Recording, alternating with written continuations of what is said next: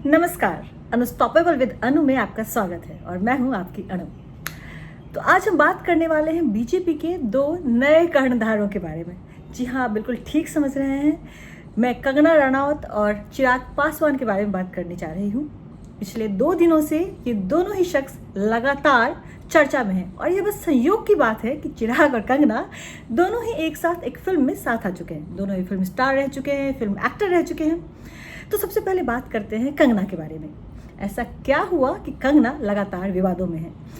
दरअसल कंगना की एक फिल्म आने वाली है। फिल्म का नाम है इमरजेंसी और इमरजेंसी फिल्म, जैसा कि नाम से जाहिर है, आधारित है इंदिरा गांधी के जीवन पर। अब इंदिरा गांधी के जीवन पर आधारित है और कंगना रनौत फिल्म बना रही हैं, तो जाहिर है कुछ ना कुछ विवादास्पद तो होगा ही।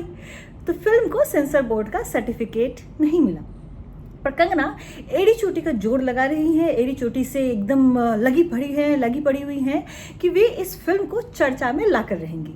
कंगना ने लगातार 2 खबरिया चैनलों को अपने इंटरव्यू दिए हैं। एक इंटरव्यू में कंगना रामनाथ कोविंद के बारे में बात करती हैं और बताती हैं कि वे देश के पहले दलित राष्ट्रपति हैं।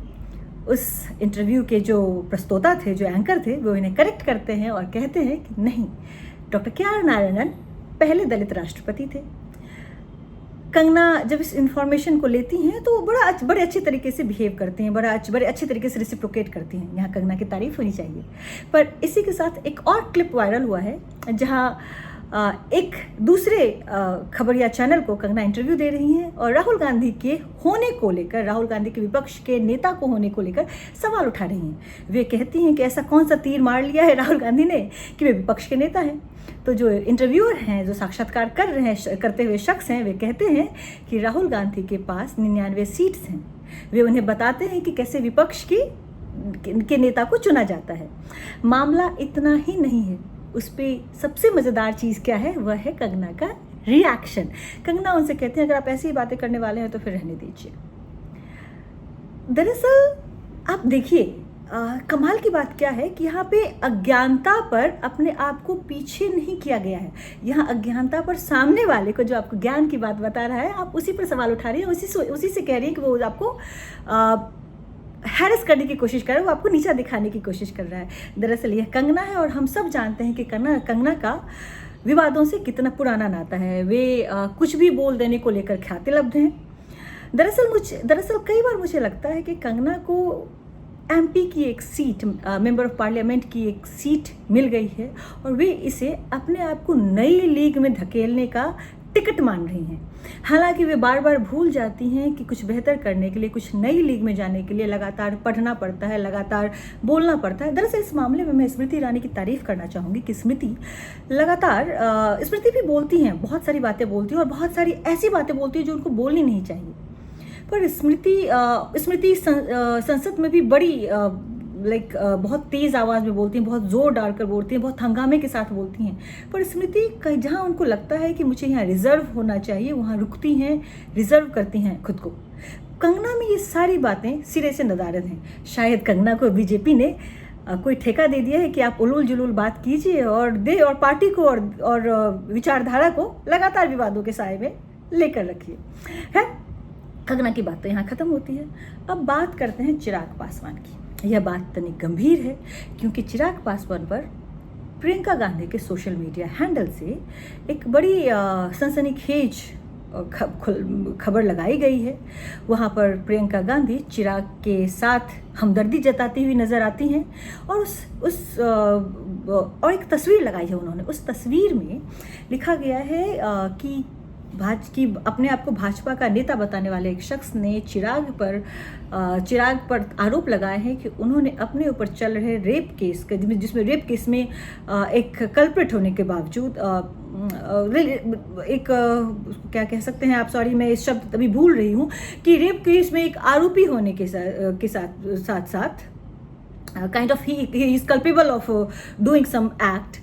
सेकेंड आरोपी होने के साथ साथ उन्होंने अपना जिक्र नहीं किया है, इस नॉमिनेशन पेपर में अपनी उस बात का जिक्र नहीं किया है। साथ ही साथ खगड़िया जिले में 80 एकड़ ज़मीन के बारे में भी एक पैतृक संपत्ति है जो उनकी, जिसका भी जिक्र उन्होंने नहीं किया है। और उन्होंने अपनी डिग्री के बारे में भी गलत लिखा है। इस मामले पर चिराग के 2 ट्वीट नजर आए हैं, रादर लोक जनशक्ति पार्टी के 2 ट्वीट नजर आए हैं। पहला ट्वीट तो यह है कि चिराग उसमें विपक्ष को गालियां दे रहे हैं, कह रहे हैं कि विपक्ष बार बार मुझे खत्म करने की कोशिश कर रहा है। दूसरे ट्वीट में चिराग कहते हैं कि मैं अपनी पार्टी को दूसरे ट्वीट में चिराग थोड़े से मायूस नजर आते हैं कि मुझे अपनों ने ही दगा किया है मेरे साथ, मैं जो करना चाहता था वो नहीं हो पाया, जबकि 3 साल से मैंने लगातार मेहनत की है। आप ज़रा गौर से देखें तो ये दोनों ट्वीट एक दूसरे के कॉन्ट्राडिक्टरी हैं। और इतना ही नहीं, आज सुबह जब मैं खबर पढ़ रही थी तो मुझे चिराग के बारे में कुछ जानकारियां मिली। चिराग ने कई जगह कहते हुए नजर आए हैं कि मैं मोदी से इनसेपरेबल हूं, मैं उनसे इतना ज़्यादा पसंद करता हूं कि मैं उनसे अलग हो ही नहीं सकता हूं। वे अपने चाचा पशुपतिनाथ पारस पर भी डिग लेते हुए नजर आए हैं कि वे किसी से भी मिलें वो जानते हैं कि वे खत्म हो चुके हैं, उनकी कोई ज़मीन नहीं है, कोई राजनीतिक ज़मीन नहीं है, उनके पास कोई आधार नहीं बचा है। और तो चिराग, एक तरफ चिराग मोदी के प्रति अपनी विश्वसनीयता के बारे में बात कर रहे हैं और दूसरी तरफ चिराग इस बात का रोना भी रो रहे हैं कि उनके अपनों ने ही उन्हें दगा दिया है। अब यहाँ पर समझ नहीं आ रहा है कि उनके अपने कौन है, ये भाजपा उनकी अपनी है या उनके चाचा उनके अपने हैं या राकेश कुमार सिंह उनके अपने हैं। फिर से ध्यान दीजिए, राकेश कुमार सिंह वही शख्स हैं जिन्होंने चिराग पर आरोप लगाया है। अब बात करते हैं चिराग पर लगे हुए आरोपों की। क्या ये आरोप मायने रखते हैं? दरअसल हालांकि मैं तो किसी न्यायिक व्यवस्था में नहीं बैठी हुई, पर एक पत्रकार होने के नाते मैंने कुछ शोध किए, अपनी ओर से कुछ शोध किए, कुछ रिसर्च की, कुछ जानकारियां जुटाने की कोशिश की। पहली जानकारी है कि चिराग पासवान पर 2021 में लोक जनशक्ति पार्टी की एक नेता ने FIR किया था। दरअसल यह FIR उनके चचेरे भाई प्रिंस पासवान पर था। आरोप रेप का था और चिराग भी इस FIR में नामजद थे। अब मामला यह है कि क्या यह FIR केस बना था, क्योंकि अप्रैल 2024 में कर्नाटक हाई कोर्ट का एक फैसला सामने आया था, जिस फैसले के मुताबिक अगर व्यक्ति किसी FIR में नामजद है पर वह FIR केस में परिणत नहीं हुआ है तो उसका डिटेल नामांकन पत्र में दाखिल करने की जरूरत नहीं है। बहुत संभव है कि चिराग पासवान पर हुआ यह FIR किसी केस में या मुकदमे में ना बदला हो तो चिराग को इस मसले में छूट मिल जाती है। हाँ, मामला पैतृक जमीन और BTech डिग्री का भी बचा हुआ है। बाकी खबरें न्यायालय, यह सब कोर्ट के आंगन में है। देखते हैं कोर्ट कैसे इस मसले को लेकर बिहेव करता है। पर चिराग के साथ हुई इन हरकतों ने सियासी गतिविधियों को थोड़ा तेज कर दिया है। चिराग, ध्यान रहे, चिराग भाजपा के बहुत बड़े एडे हैं बिहार में और चिराग के खाते में कुछ सीट्स हैं।